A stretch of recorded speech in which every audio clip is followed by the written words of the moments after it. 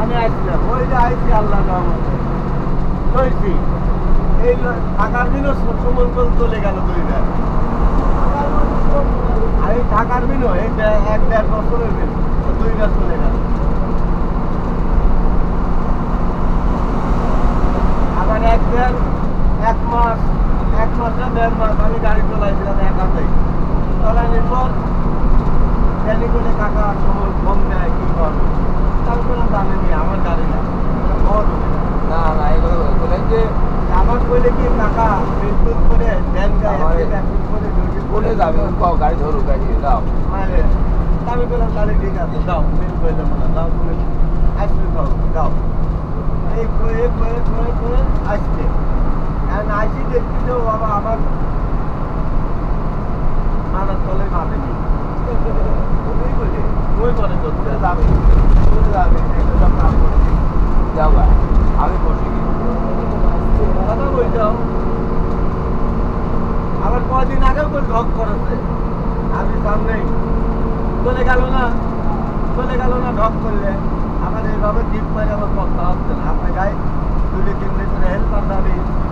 1 দিন করে মারি 6 টাকা পাই আমার হচ্ছে না। আমার মাসে আর প্রতিদিন গায়ে চলাই না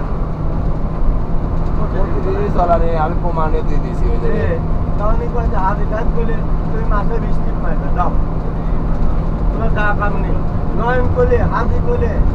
তাও মানবে না। উনি রাগ করে রিক্সায় উঠে চলে গেল জানিও ছিল আবার সেই মানুষ আবার ধরে 5 দিন 10 দিন হলে না ধরে আবার মনে কর চলে আমরা ওইরকম চাকরি করে নেবে না আমরা ওইরকম চাকরি করে নিই এখন টাকা না দেয় এখন টাকা লেওয়া না সহজ ওই দিকে তো আমের হয়ে গেছে সিদ্ধান্ত